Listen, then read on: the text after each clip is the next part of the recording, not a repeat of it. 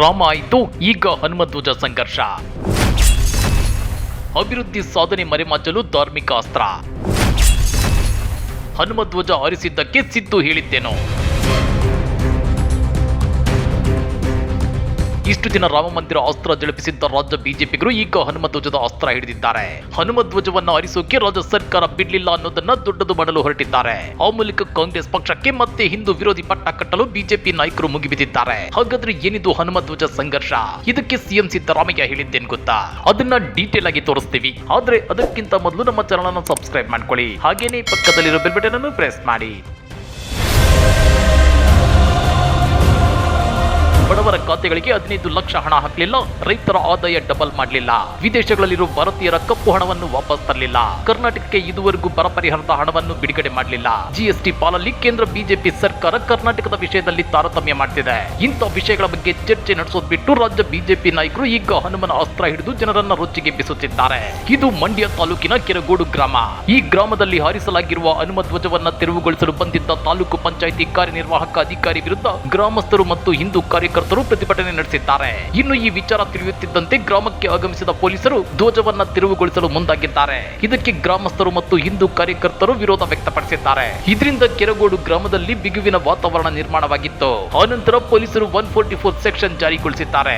ಆದರೂ ಕೂಡ ಪ್ರತಿಭಟನೆ ಮುಂದುವರಿಸಿದ ಹಿಂದೂ ಕಾರ್ಯಕರ್ತರ ಮೇಲೆ ಪೊಲೀಸರು ಲಾಠಿ ಚಾರ್ಜ್ ಮಾಡಿದ್ದಾರೆ.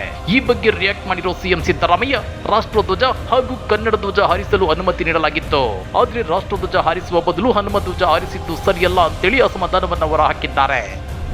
ಬಾವುಟ ಹಾರಿಸೋದ್ರ ಬದಲು ಭಾರತ ದೇಶದ ಬಾವುಟ ಹಾರಿಸೋದ್ರ ಬದಲು ಇದನ್ನ ಹಾರಿಸ್ಬಿಟ್ಟಿದ್ರು, ಭಗವಂತ ಜೆಂಡ ಹಾರಿಸ್ಬಿಟ್ಟಿದ್ರು. ಅದು ಸರಿ ಇಲ್ಲ ಮಾಡಿ ಹೇಳಿದ್ದಿದೆ. ಅದ್ರ ಬದಲು ನಮ್ಮ ದೇಶದ ಬಾವುಟ ಹಾರಿಸಿ ಅಂತ. ಹಾಗಾದ್ರೆ ಏನಿದು ರಾಮ ಮಂದಿರದ ಬಳಿಕ ಹನುಮಧ್ವಜ ಘರ್ಷಣೆ? ಮಂಡ್ಯದ ಗ್ರಾಮದಲ್ಲಿ ಉದ್ವಿಗ್ನ, ಲಾಠಿ ಚಾರ್ಜ್ ಯಾಕೆ?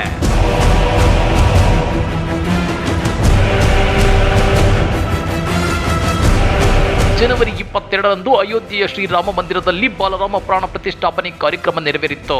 ಇದರ ನೆನಪಿಗಾಗಿ ಮಂಡ್ಯ ತಾಲೂಕಿನ ಕೆರಗೋಡು ಗ್ರಾಮಸ್ಥರು ತಮ್ಮ ಗ್ರಾಮದಲ್ಲಿ 108 ಅಡಿ ಧ್ವಜ ಸ್ತಂಭದಲ್ಲಿ ಹನುಮ ಧ್ವಜವನ್ನ ಹಾರಿಸಿದ್ರು. ಇದಕ್ಕೆ ಕೆಲವರು ವಿರೋಧ ವ್ಯಕ್ತಪಡಿಸಿದ ಹಿನ್ನೆಲೆಯಲ್ಲಿ ಧ್ವಜ ಹಾರಾಟದ ಬಗ್ಗೆ ಗ್ರಾಮ ಪಂಚಾಯತ್ ಸಾಮಾನ್ಯ ಸಭೆಯಲ್ಲಿ ಚರ್ಚೆ ನಡೆಯಿತು. 22 ಸದಸ್ಯ ಬಲದ ಗ್ರಾಮ ಪಂಚಾಯಿತಿಯಲ್ಲಿ ಹನುಮ ಧ್ವಜ ಹಾರಾಟಕ್ಕೆ 20 ಸದಸ್ಯರು ಬೆಂಬಲ ವ್ಯಕ್ತಪಡಿಸಿದ್ರು. ಆ ಬಳಿಕ ಗ್ರಾಮ ಪಂಚಾಯತ್ ಸದಸ್ಯರು ನಡಾವಳಿ ರಚಿಸಿ ವಿವಾದ ಇತ್ಯರ್ಥಪಡಿಸಿದ್ರು. ಆದ್ರೆ ಸರ್ಕಾರಿ ಜಾಗದಲ್ಲಿ ಹನುಮ ಧ್ವಜ ಹಾರಿಸಲಾಗಿದೆ ಎಂಬ ಕಾರಣ ನೀಡಿ ಕೆಲ ದಿನಗಳ ನಂತರ ಮೇಲಾಧಿಕಾರಿಗಳು ಧ್ವಜ ತೆರವುಗೊಳಿಸುವಂತೆ ತಾಲೂಕು ಪಂಚಾಯಿತಿ ಅಧಿಕಾರಿಗಳಿಗೆ ಸೂಚನೆ ನೀಡಿದ್ರು.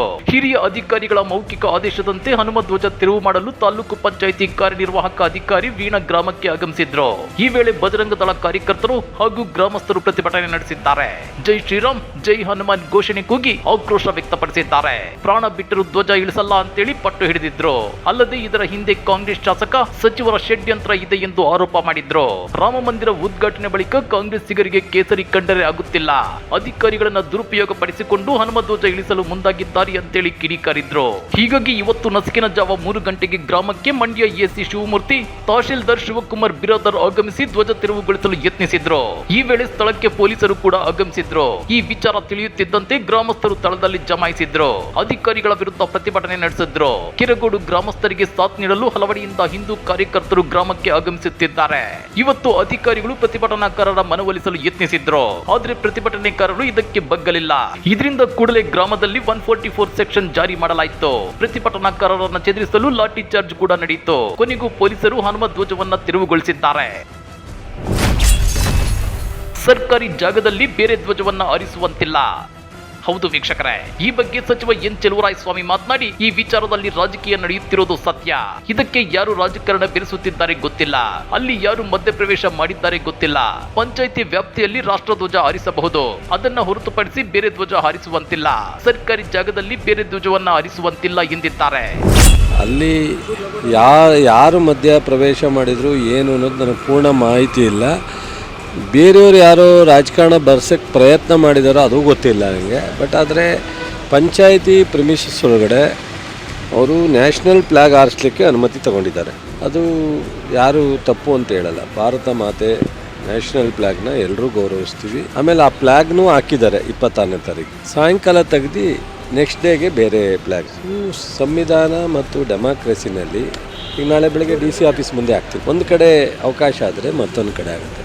ಅದಷ್ಟೇ ವ್ಯತ್ಯಾಸವಿನ ನಮ್ಮ ಯುವಕರಿಗೆ ನೋವಾಗುವಂಥ ಸಂಗತಿ ಪ್ರಶ್ನೆ ಇಲ್ಲ. ಸ್ಥಳೀಯ ಯುವಕರು ಒಳ್ಳೆಯವರೇ, ಆದ್ರೆ ಅವರನ್ನ ದಾರಿ ತಪ್ಪಿಸಲಾಗುತ್ತಿದೆ. ಖಾಸಗಿ ಜಾಗದಲ್ಲಿ ಅಥವಾ ದೇವಾಲಯದ ಮುಂದೆ ಧ್ವಜ ಹಾರಿಸಲು ಅವಕಾಶ ಕೊಡೋಣ. ನಾನು ರಾಮನ ಭಕ್ತ, ನಮ್ಮ ಮನೆ ದೇವರು ವಿಷ್ಣು, ನಾವು ಯಾವುದೇ ಧ್ವಜದ ವಿರೋಧಿಗಳಲ್ಲ. ಪಂಚಾಯಿತಿಯಲ್ಲಿ ಇದಕ್ಕೆ ಅನುಮೋದನೆ ನೀಡಿದ್ರೆ ತಪ್ಪು, ಅವರ ವಿರುದ್ಧವೂ ಕ್ರಮ ಆಗುತ್ತೆ. ಇದರಲ್ಲಿ ನಾವಾಗಲಿ ಸ್ಥಳೀಯ ಶಾಸಕರಾಗಲಿ ರಾಜಕೀಯ ಮಾಡುತ್ತಿಲ್ಲ. ಸಂವಿಧಾನದ ವಿರುದ್ಧ ಆಗಿರೋದ್ರಿಂದ ತೆರವು ಮಾಡಲಾಗುತ್ತಿದೆ ಅಂತೇಳಿ ಚೆಲುವರಾಯ ಸ್ವಾಮಿ ಹೇಳಿದ್ದಾರೆ. ಪ್ರೈವೇಟ್ ಜಾಗದಲ್ಲಿ ದೇವಸ್ಥಾನ ಮುಂದೆ ಅವ್ರು ಹಾಕೋದಾದರೆ ಹನುಮನ ಧ್ವಜನ ನಾನು ಸಹ ಅವರಿಗೆ ಸಂಪೂರ್ಣ ಸಪೋರ್ಟು. ನಮ್ಮ ಶಾಸಕರು ಹೇಳಿದ್ದಾರೆ, ಏನು ಬೇಕಾದ್ರೂ ನಾವು ಅವರಿಗೆ ಆರ್ಥಿಕವಾಗಿರ್ಬೋದು ಇನ್ನೊಂದಿರ್ಬೋದು ಸಹಾಯ ಮಾಡೋಕ್ಕೆ ನಾವು ರೆಡಿ ಇದ್ದೀವಿ. ನಾವೆಲ್ಲರೂ ರಾಮನ ಭಕ್ತರೇ. ನಮ್ಮ ಮನೆ ದೇವರೇ ವಿಷ್ಣು. ನಮ್ಮ ಯುವಕರೆಲ್ಲ ಶಾಂತಿಯುತವಾಗಿದ್ದಾರೆ. ಈಗ ಅವ್ರಿಗೂ ನಾನು ಹೇಳಿದ್ದೀನಿ, ಬೇರೆ ಕಡೆ ಎಲ್ಲರೂ ಅದನ್ನು ಹಾಕುವಂಥ ಇದನ್ನು ಮಾಡಿ ಅದಕ್ಕೆ. ಇತ್ತ ಈ ಬಗ್ಗೆ ರಿಯಾಕ್ಟ್ ಮಾಡಿರೋ ಬಿಜೆಪಿ ರಾಜ್ಯಾಧ್ಯಕ್ಷ BY ವಿಜಯೇಂದ್ರ, ಗ್ರಾಮ ಪಂಚಾಯಿತಿ ನಿರ್ಣಯ ಮಾಡಿ ಹನುಮ ಧ್ವಜ ಹಾರಿಸಿದೆ. ರಾಜ್ಯ ಸರ್ಕಾರ ಗೂಂಡ ವರ್ತನೆ ತೋರಿಸಿದೆ. ದಬ್ಬಾಳಿಕೆ ಮಾಡಿ ಪೊಲೀಸರ ಮೂಲಕ ಧ್ವಜ ಇಳಿಸುವ ಕೆಲಸವಾಗಿದೆ. ಸರ್ಕಾರ ಕಾನೂನು ಸುವ್ಯವಸ್ಥೆ ಹದಗೆಡಿಸುವ ಕೆಲಸ ಮಾಡುತ್ತಿದೆ ಅಂತೇಳಿ ಆರೋಪಿಸಿದ್ದಾರೆ.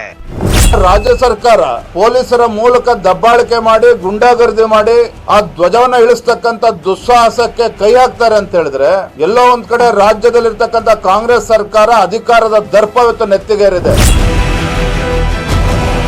ಹನುಮಂತನ ಬಾವುಟ ಕಿತ್ತು ಹಾಕಿರೋದಕ್ಕೆ ಕಾಂಗ್ರೆಸ್ ಕಾರಣ ಅಂತೇಳಿ ಆರ್ ಅಶೋಕ್ ವಾಗ್ದಾಳಿ ನಡೆಸಿದ್ದಾರೆ. ಅದೇನೇ ಇರ್ಲಿ, ಸಂವಿಧಾನಕ್ಕೆ ವಿರುದ್ಧವಾಗಿ ಬಾವುಟ ಹಾರಿಸಿರೋದಕ್ಕೆ ಅಧಿಕಾರಿಗಳು ಕ್ರಮ ಜರುಗಿಸಿದ್ದಾರೆ. ಆದ್ರೆ ಇದರಲ್ಲಿ ರಾಜಕೀಯ ಬೆರೆಸುತ್ತಿರೋ ಬಿಜೆಪಿ ನಾಯಕರು, ಇದರ ಹಿಂದೆ ಕಾಂಗ್ರೆಸ್ ಕೈವಾಡವಿದೆ, ಕಾಂಗ್ರೆಸ್ ನಾಯಕರು ಹಿಂದೂ ವಿರೋಧಿಗಳು ಅನ್ನೋ ಪಟ್ಟ ಕಟ್ಟಲು ಮುಂದಾಗಿದ್ದಾರೆ. ಹಾಗಾದ್ರೆ ಬಿಜೆಪಿ ನಾಯಕರ ಈ ಆರೋಪಗಳ ಬಗ್ಗೆ ನೀವೇನಂತೀರಾ? ಕಮೆಂಟ್ ಮಾಡಿ, ವಿಡಿಯೋ ಲೈಕ್ ಮಾಡಿ, ಶೇರ್ ಮಾಡಿ. ಇಂಥ ಮತ್ತಷ್ಟು ರೋಚಕ ರಾಜಕೀಯ ಸುದ್ದಿಗಳನ್ನ ಮಿಸ್ ಮಾಡದೆ ನೋಡಬೇಕು ಅಂದ್ರೆ ನಮ್ಮ ಯೂಟ್ಯೂಬ್ ಚಾನಲ್ ಅನ್ನ ಸಬ್ಸ್ಕ್ರೈಬ್ ಮಾಡ್ಕೊಳ್ಳಿ.